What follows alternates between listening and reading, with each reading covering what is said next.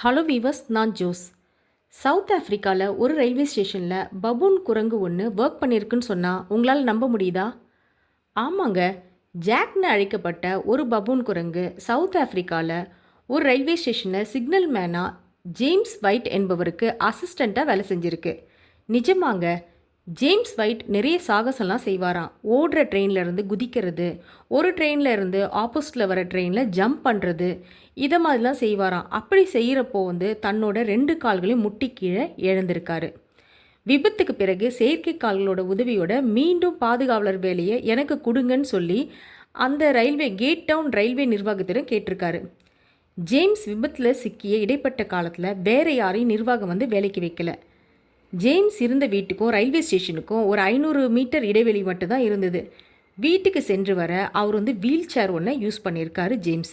கருணை அடிப்படையில் ஜேம்ஸ்க்கு திரும்பவும் அங்கேயே வேலையும் கிடச்சிருக்கு. ரயில்வே ஸ்டேஷனை பாதுகாப்பாக பார்த்துக்கிறதுக்கும், சிக்னல் மாற்றப்படுவதுக்கும், கார்டன் அமைக்கிறதுக்கும் இந்த மாதிரி வேலைங்கள்லாம் செஞ்சுருக்காரு ஜேம்ஸ். ஒரு நாள் மார்க்கெட்டுக்கு போகும்போது ஒரு பர்சனை ட்ராலியில் வச்சு உட்கார வச்சு ஒரு பபூன் குரங்கு தள்ளிட்டு வரத பார்க்குறாரு. உடனே அந்த பபூன் குரங்கோட ஓனர்கிட்ட அதோட விலையை கேட்டு வாங்கிக்கிறாரு. விலை கொடுத்து வாங்கின அந்த பபூன் குரங்கு அதுக்கு ஜாக்னு பேர் வைக்கிறாரு. வீட்டில் இருந்து ரயில்வே ஸ்டேஷனுக்கு செல்கிறதுக்கும் பபூன் குரங்கு அவருக்கு உதவி செய்து திரும்பி வர்றதுக்கு போகிறதுக்கு அவரோட வீல் சேர்லாம் தள்ளிட்டு போதான்.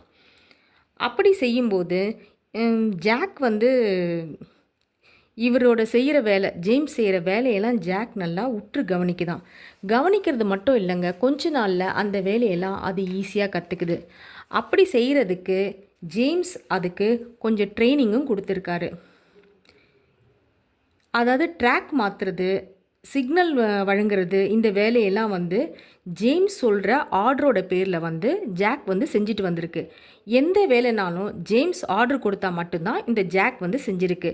ஜாக்கோட சிக்னல் வேலைகள்லாம் பார்த்த ஒரு லேடி என்ன பண்ணியிருக்காங்க, ரயில்வே ஸ்டேஷனில் அந்த அதிகாரிங்க கிட்ட கம்ப்ளைண்ட் பண்ணுறாங்க. ஆனால் அவங்க அதை எதுவுமே நம்பலை. அதுக்கப்புறம் நேரடியாக ரயில்வே ஸ்டேஷனுக்கு செக் பண்ணி பார்த்துருக்காங்க. ஜாக் செய்கிற வேலையெல்லாம் பார்த்து அதிர்ச்சி அடைஞ்சிருக்காங்க. உடனே என்ன பண்ணியிருக்காங்க, ஜேம்ஸையும் ஜாக்கையும் 2 பேரையுமே அந்த ரயில்வே ஸ்டேஷன்லேருந்து வெளியேற்றிருக்காங்க.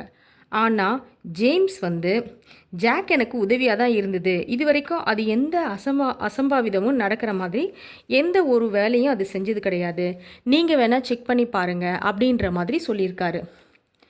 ஓகேன்னு சொல்லி அவங்களும் ஜேம்ஸ் சொல்கிறதுனால அதிகாரிங்க அதுக்கு ஒத்துக்கிட்டு ஜாக்கை சோதனை பண்ணியிருக்காங்க.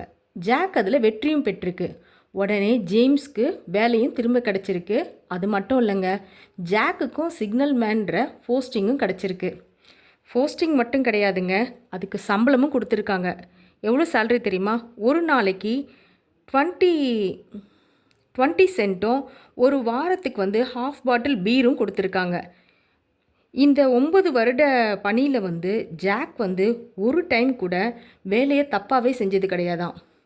உலக வரலாற்றிலே ஜாக் என்கிற பபூன் குரங்கு ரயில்வே ஸ்டேஷனில் பணியாளராக பணியாற்றி, அதுவும் 9 இயர்ஸுங்க சம்பளத்தோடு பணியாற்றிருக்குன்னா இந்த ஜாக்ன்ற பபூன் குரங்கு மட்டும்தாங்க.